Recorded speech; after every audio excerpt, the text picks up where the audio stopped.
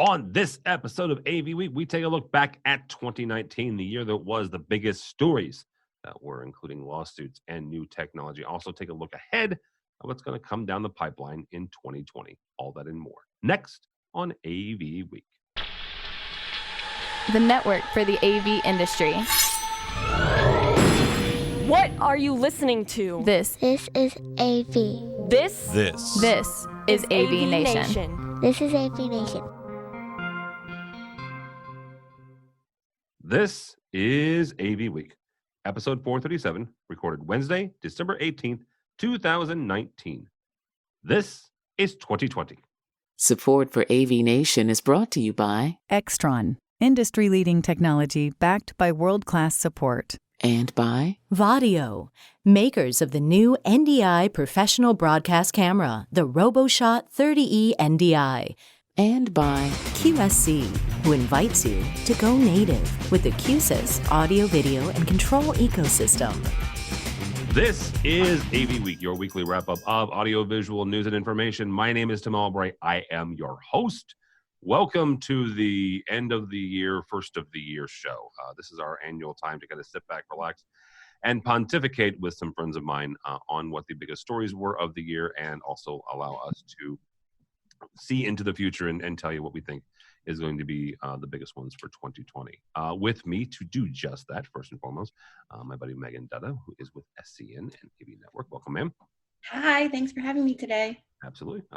Also with us is Kelly Perkins, who is with NSCA. Welcome. Hola. Hola, ¿qué pasa? Next up is Mr. Chris Netto, who is with Starin Marketing and also hosts a conversation on Sunday mornings called #AV in the AM. Welcome, sir. How are you, Tim? I am well. And I saved Bradford for last because once I introduced Bradford, the show is no longer mine. My boss and buddy and pal, Mr. Bradford Ben. Welcome, sir. Hello, Timothy. I can promise you the show will not last long. I have tickets to go see the Rise of Skywalker in 32 hours. So we'll definitely be done before that. So it'll be a good time. I have to give the disclaimer. Anything I say here is my opinion only. I speak for nobody, not even Tim. And they're my opinions, does not reflect the opinions of my employer, my wife, my friends, my enemies, no one but me. And that's the disclaimer for today. So, Tim, why don't you start us off with a couple of questions? All right. Bradford mentioned Star Wars. We are recording this on Wednesday, December 18th. Honestly, because unless something massive happens between now and the next 12 days, this will be the biggest ones of the year. So, Megan, actually, we'll start with you on this. Simple question to all of you. What were the biggest stories of 2019 sitting right here, right now, midway through December? I think one of the biggest stories of the year, and I've already pulled our top 40 stories for the year, and every story that talks about this is in the top 40, is the Clear One Shure ongoing litigation. Clear One, for those that don't know, filed a lawsuit against Shure for trade secret misappropriation and willful patent infringement. Shure filed a patent infringement lawsuit back, and they've gone back and forth on it throughout the year. It's been all over, much discussed on Twitter, with people's opinions on not only the lawsuits, but both companies. Part of that saga has been the federal court, who actually filed an injunction against Shure, saying that they could not sell and or market that specific product in the U.S. is my understanding of it, and I think that is still in effect as of right now. Is that right? Yes, and Shure actually retooled the product so that they can sell it again in the U.S., and they just sent a press release today that'll be up on our website soon, saying that it's now shipping. Okay, so their solution to that. Bradford, from your standpoint, as somebody who now you've gone from manufacturer into, let's say, end user world, and calling Bradford an end user is a little bit like calling a Lamborghini a car. But let's just say it. What does stuff like that do when you're looking at projects that, to be frank, your projects typically are 18, 24 months out. You see, hiccups like this along the way. Do you course correct, or is it just like, they'll figure it out eventually? we're going down this road? Actually, from the beginning, before any of this happens, typically we come up with, we need this type of performance and we prefer this brand, and then, or approved equal. So right now I can tell you that for every speaker I have another brand of speaker, because we kind of plan on some of this. It's an unfortunate thing. Part of it's also that when you have projects, like you said, with long lead times, you have problems with products going obsolete. Changes in manufacturing, changes in the sales team, changes in all sorts of stuff, changes in ownership. Just look at some of that. So we kind of develop our systems by performance specs and then say, we prefer X because, we want to have some control and be able to minimize spares. But we don't say we are only using this product for. It's a combination of, we don't take the design away from the integrator. We want our integrators to do the design, but it's also the problem of it goes obsolete. The patents happen. To me, that's just kind of part of business, especially now in the modern age. But because a lot of the stuff we use is not commoditized like a conference room product, it's less of a risk for us, but it is definitely something we look at and are aware of. There are a couple of products that we've designed around, and if those go away, we're going to have to start at ground zero. Yeah, but hopefully a lot of times you'll get enough of a heads up that, hey, this is going away, so you can make those adjustments. Yeah, and usually we do. Our good vendors will give us a roadmap that we can't share. But there are changes. There are supply issues. It sounds odd, but I'm just as much affected by Chinese tariffs on products as I am on this Shore and Clearcom discussion. It's kind of take your pick as to what you want to worry about. We all know that beryllium speakers, neodymium speakers went up in cost. We all know that, certain microphones have stopped being made. It's kind of like the Rojas or lead-free situation earlier. And that's as much of an issue as these, I don't want to say small legal fights, but as these legal issues. It's the year earlier, it was the Barco click share. And for my use, I can tell you the only Barco click share I have in the entire system is the one that we use in the conference room. No. Because it's not part of my system. Absolutely. All right, Ms. Perkins, we'll come over with you with us. What, from your standpoint, was the biggest stories of 2019? I would say the codes and compliances in the legislature that the electrical folks have brought to our attention, partly because I work with Chuck Wilson and he talks about it nonstop for like lengthy hours. So it's affected me, but I think it's also affected a lot of our organizations, integration organizations. So I think like just the fact that because now we have, the Internet of Things and power over Ethernet, and we're kind of encroaching on, the electrical industry and their trade. I think that they've kind of, instead of kind of taking the angle of let's work together, it's more like, okay, integration firms, low voltage are, encroaching on us, so let's set up a wall. So they brought a whole bunch of legislature state by state to lower the wattage and the voltage of what they need to get high voltage electricians to call them in to do it. So there's some states where I can't remember if it was New Jersey or New York, so don't quote me on this, but it was something where you'd have to call an electrician if it was 10 volts or higher. Yeah. So that really makes it difficult for our integration firms to do their jobs, right? So I think that's a big piece, and I don't think it's been talked about a lot over the year. It seems to me like it's kind of hidden. I talk to people about it and they don't really know much about it. And I thought it was just interesting to bring it up because a whole bunch of associations in our industry, NSCA, CEDIA, CompTIA, CTA, BICSI, AVIXA, and a whole bunch of other organizations around the country have created this kind of consortium to really combat some of this and watch the legislature and make sure that we are able as integrators to continue to do our business. So I think, like I said, maybe it's because I work with Chuck all the time, but it seems to be a larger deal that people don't know a lot about.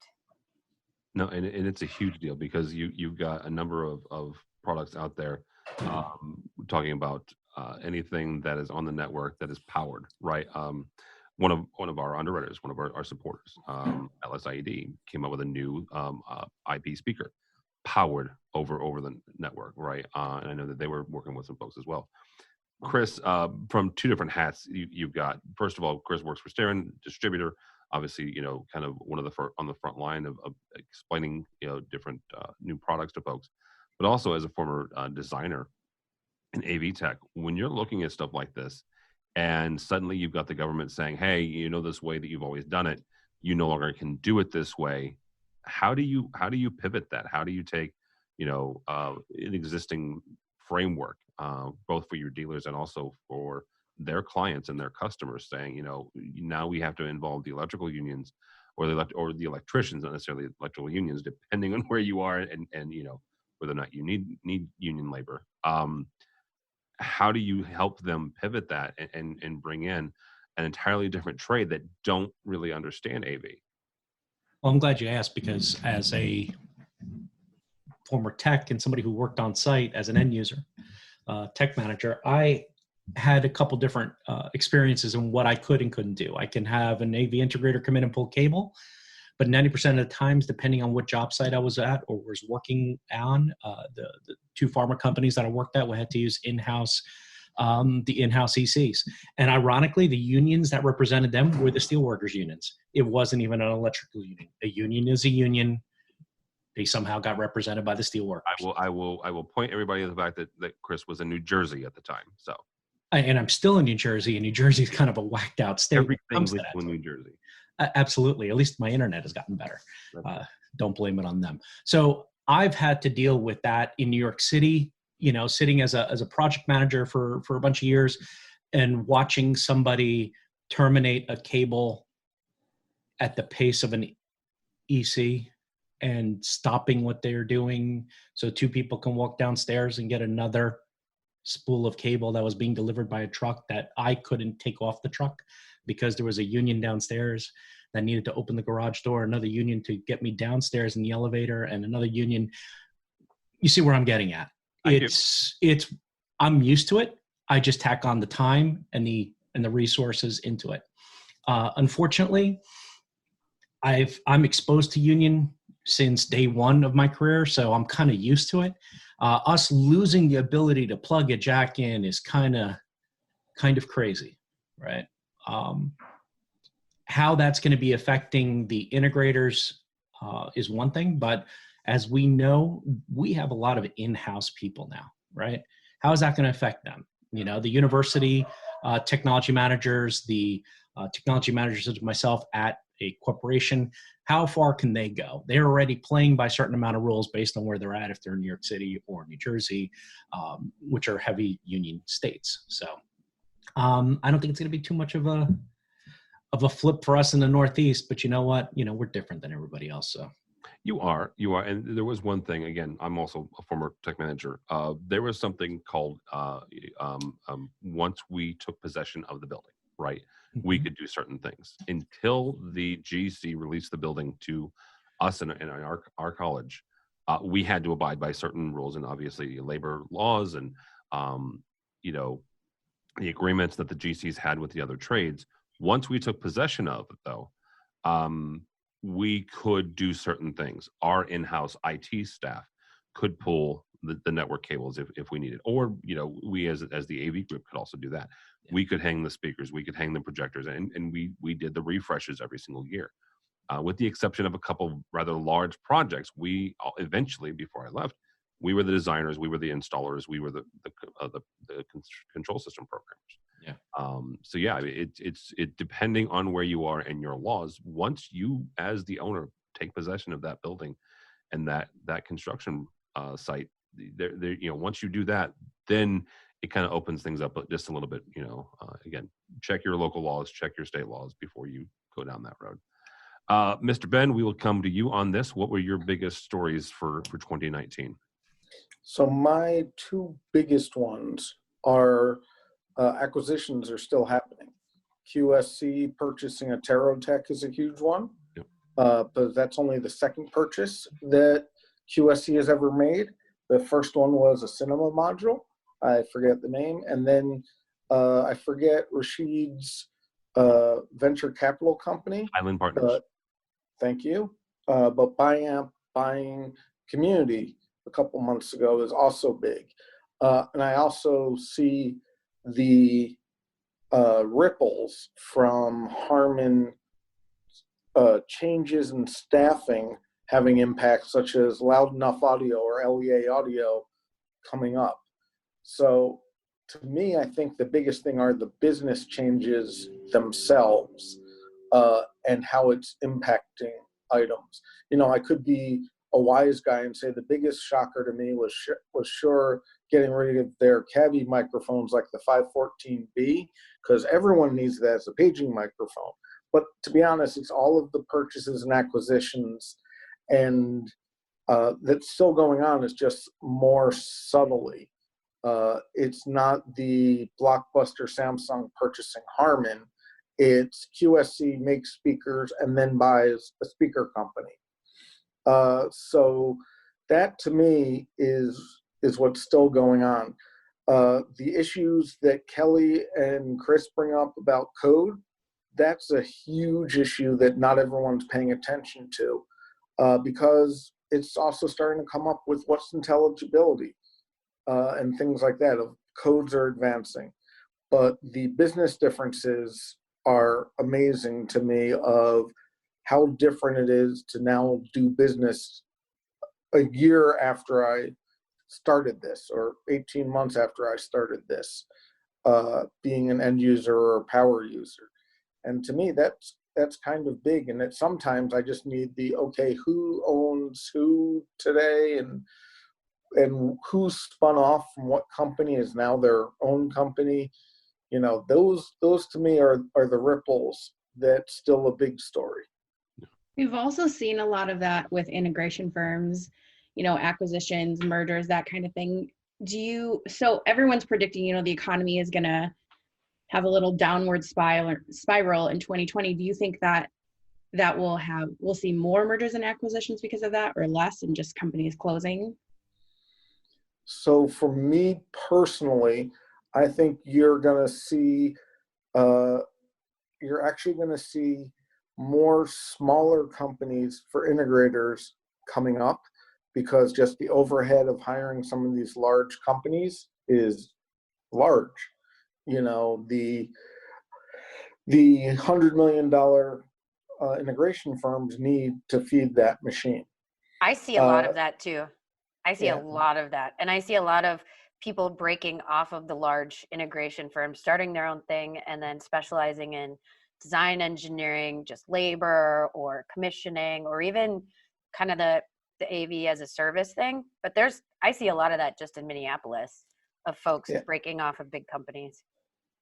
Welcome. And I do think that the changes in hardware is going to be more impactful than we know, because if the economy makes a downturn, most companies don't sell if they're making a profit.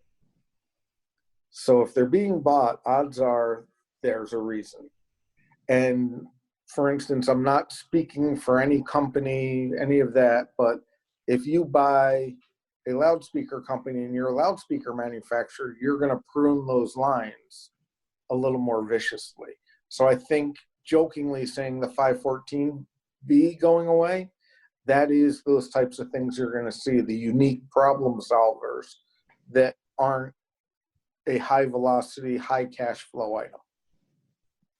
Welcome basically to the gig economy, finally hitting AV in a sense. We basically are now entering that phase of it.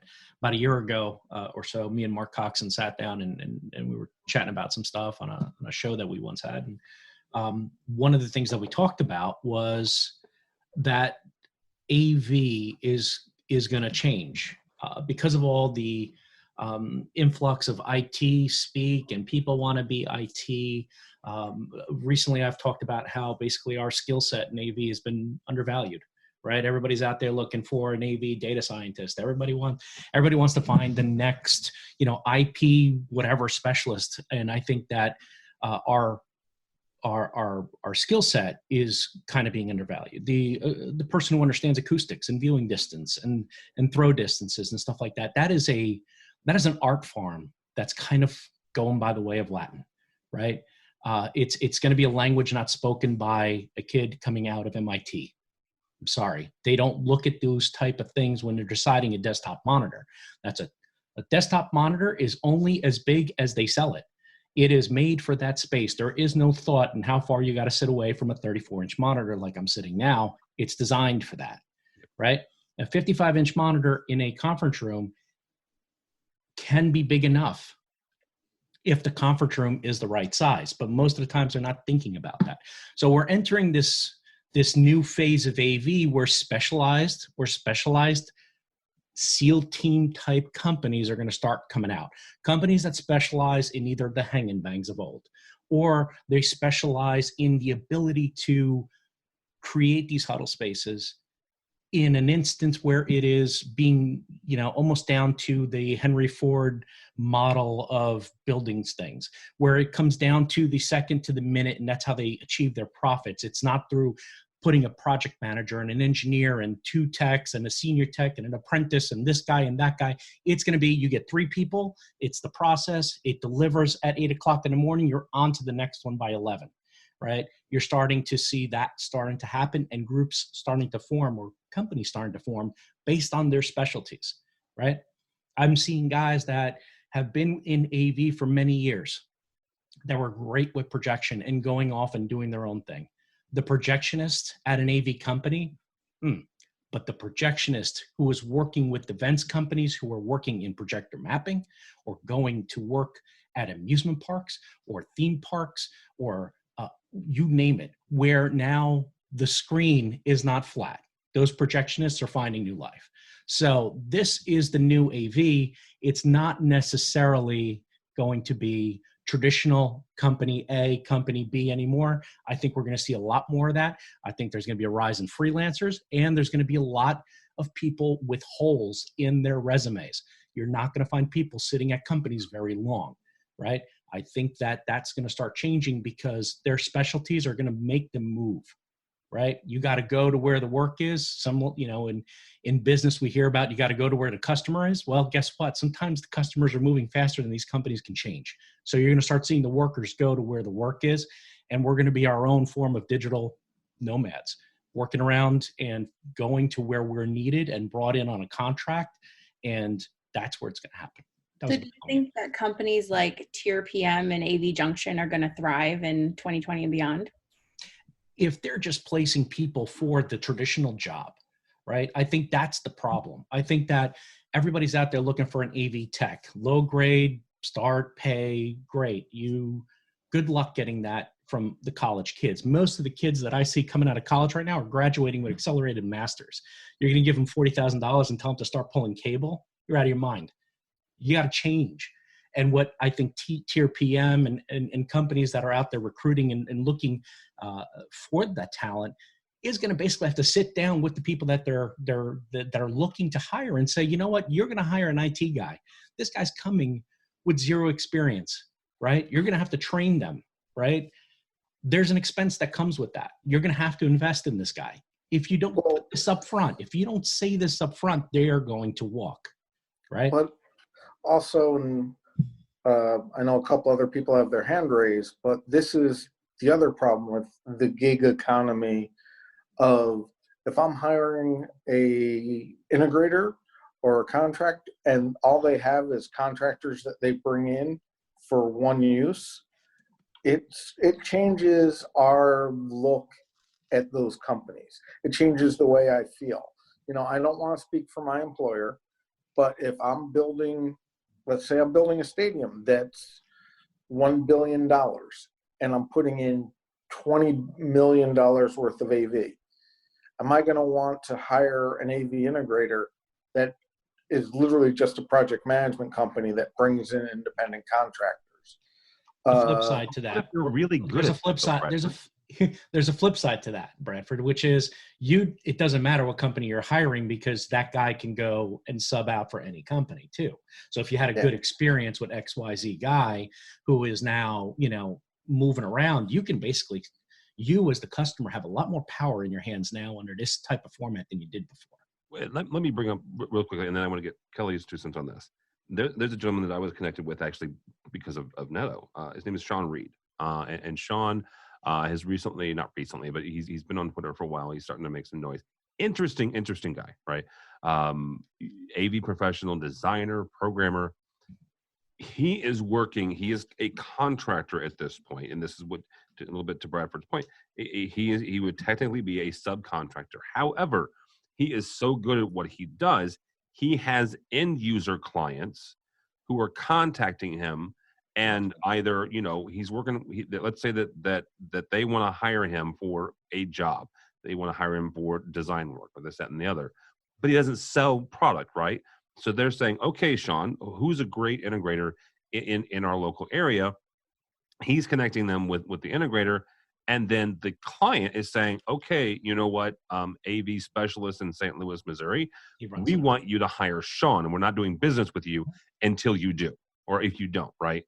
So there is this power of the rise of this gig economy person who can become really good and really known for what they do, and force the issue and force the integrator to say, yeah, you know what, client, you want this guy? Sure, we'll hire him.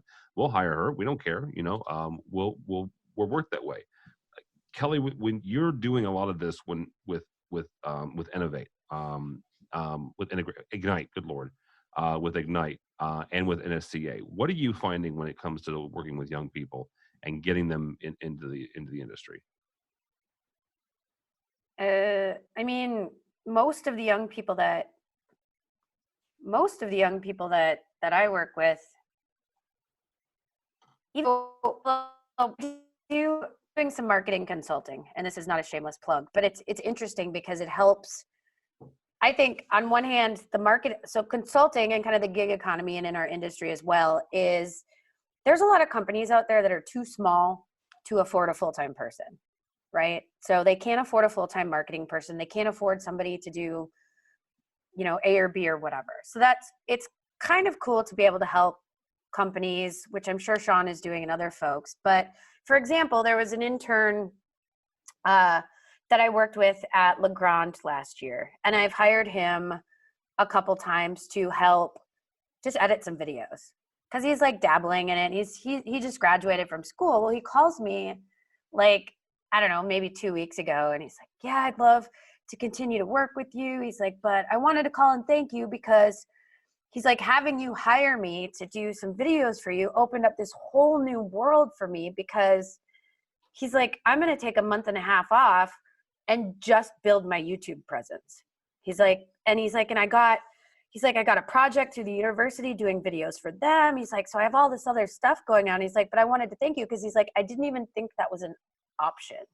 He's like, I thought I'd have to start with a company and start at the bottom and do this. And he's like, but now I realize that it doesn't have to be, graduate from school, go get an entry-level job, stay at the company for 2 years, grow into a technician 2, a technician 3, whatever that may be. And it opens up a whole world of opportunities for people. So, I mean, I think that in and of itself is saying what a lot of kids are doing. Maybe not. I mean, that's one example. But I think the kids out there they want to learn, they want to do more. And even a lot of the young folks that I work with that are working full-time jobs, they all have side gigs, whether it's writing, whether it's content creation, whether it's video editing, photography, social media, whatever it may be. They all have their hands in so many different pies that it's I don't know, I think it's cool. Kelly, I think what you're getting at, the point that you're kind of dancing around without really calling it that, is young people these days want better handle or better control over their career, more so than me, the Gen X 40-something, had, right? I wish I had that. I wish I didn't have to spend 2 years, pulling cable, right, covered in sheetrock dust and insulation. I wish I didn't have to. There is a value to what I did, right? But all that value is now gone because none of that stuff that I pulled is even valid anymore because the technology is changing so quickly. I think that there is a mindset amongst the young people coming into the workforce now that AV is not prepared for, right? I know that a couple organizations have already said, not necessarily organizations, trade magazines have said that there is an issue, an impending problem coming, which is the lack of talent, or a lack of pool that we've once had, right? We're not diving back into the roadies. We're not diving into the car audio installation business looking for these guys. This is where we searched for talent to come in and start and pull and change because we had a better career than they did, right? Or we were a more stable career. Now we need to find that other piece. Yeah.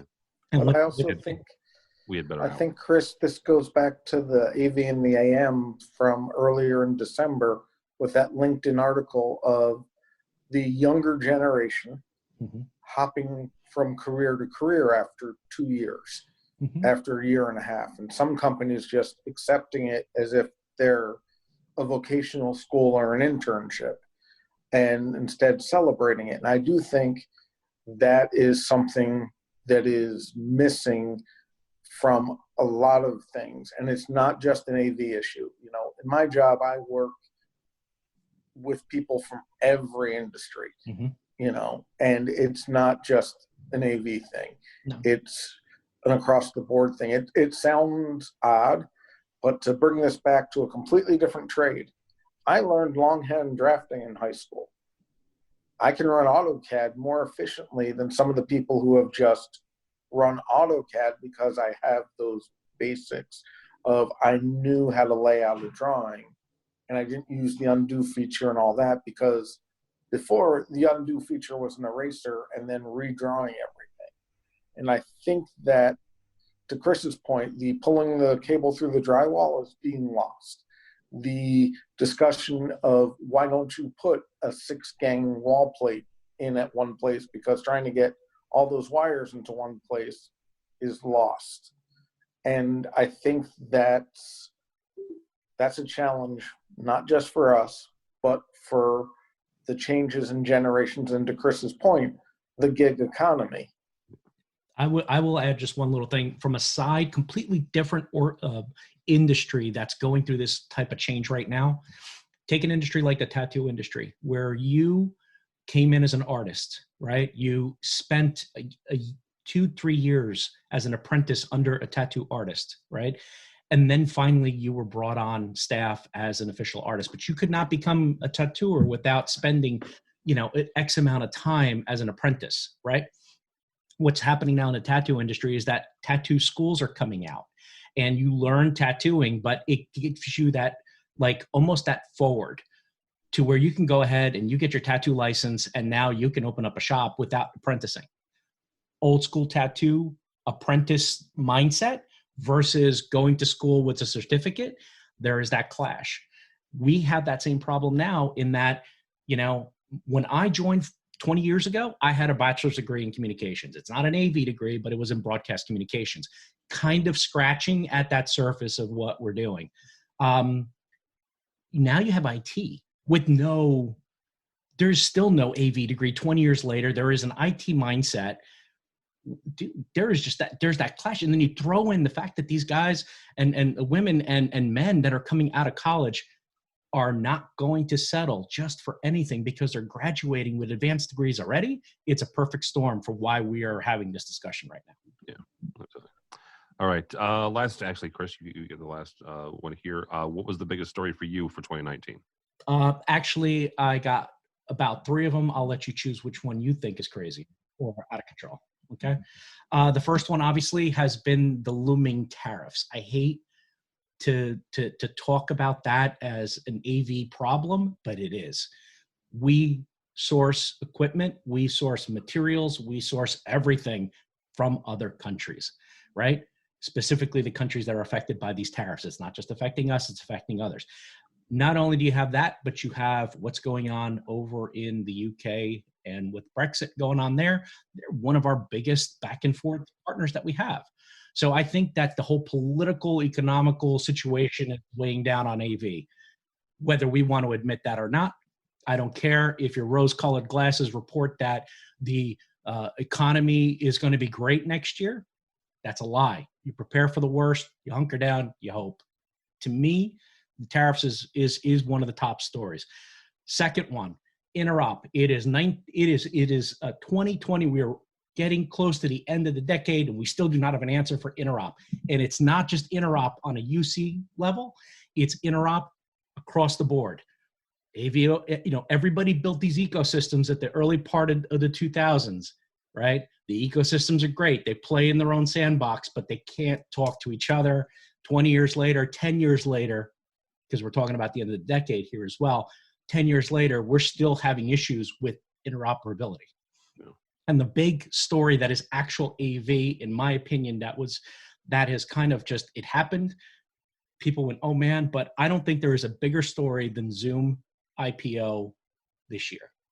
This is a company that if you would have told me when they started that they would be ruffling the feathers of some of the big boys in our industry, I would have told you, go pound salt. It was not, no way was that supposed to happen. And it did, right? Regardless of what you feel, what your services are, what your allegiance is to companies, you have to stop and admit that this company came from nowhere and became something. And in 2019, it was their coming out party. To me, that's probably one of the bigger stories. Full transparency here. I'm just going to lay that out. I do work for a company that does a lot of work with Zoom. We don't sell Zoom per se, but we work with all the components that feed into that system, right? And I watched and learned, because I've essentially been only in this space for about 6 months now working with Starin.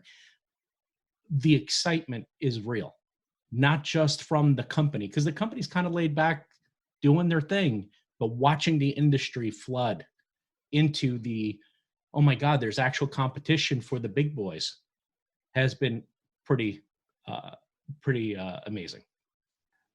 And to that point, it was a $700 million coming out party, just for the record, for Zoom. That was what they made on their IPO. So I'll give you the tariffs as well. Personally, this is not a political statement. I've said this every time we've talked about tariffs.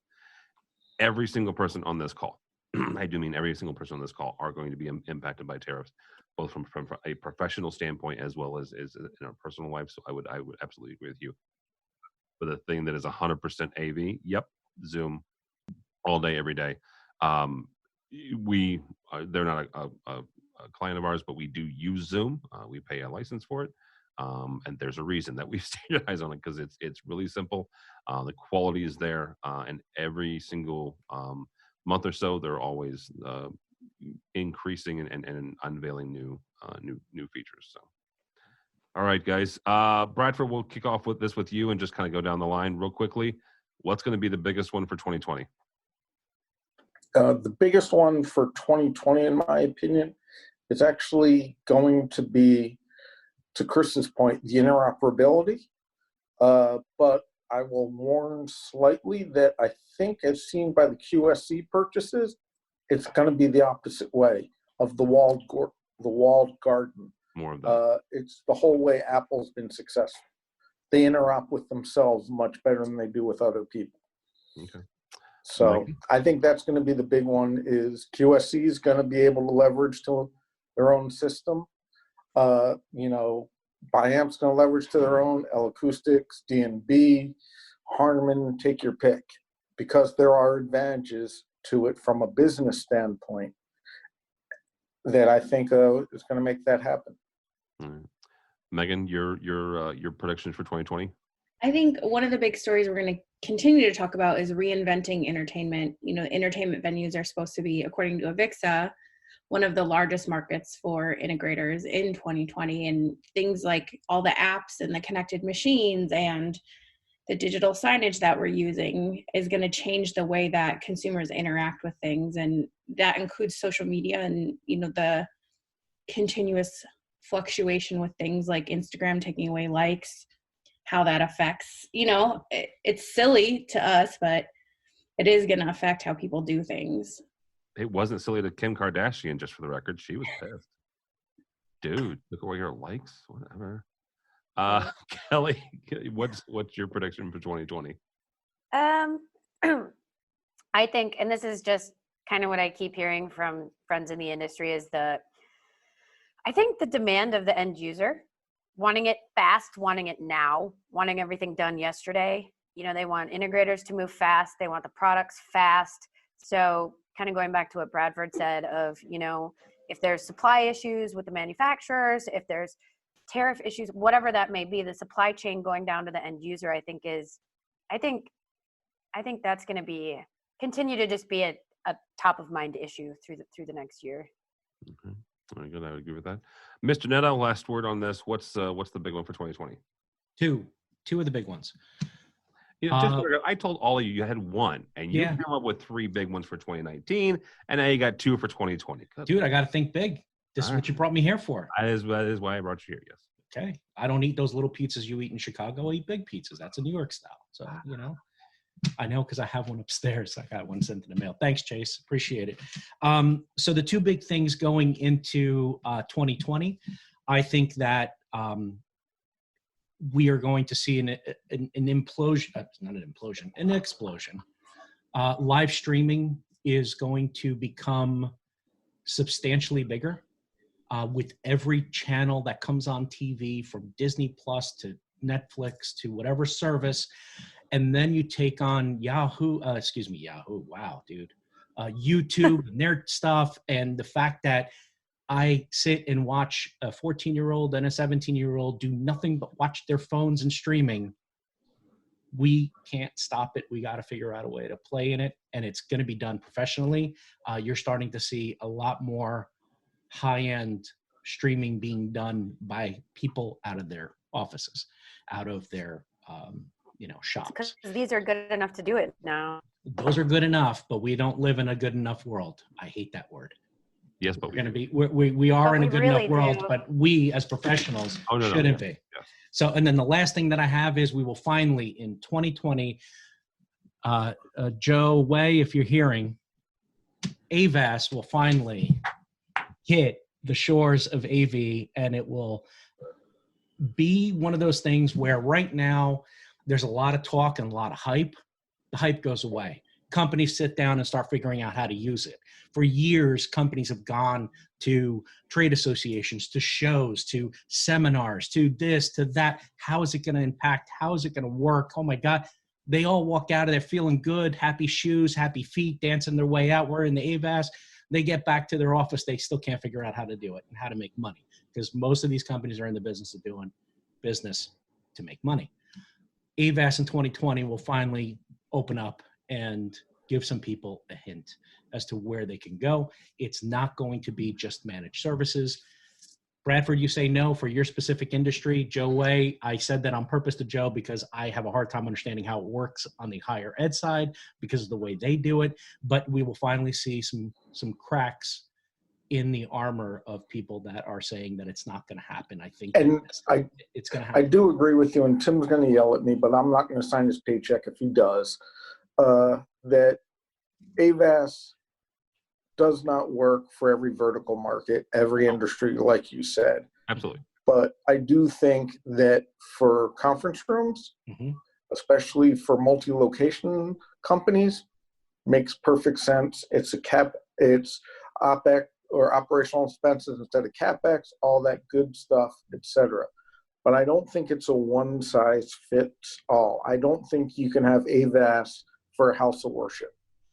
You can have AVAS for a car dealership, and I believe that's called Muzak or Play Network.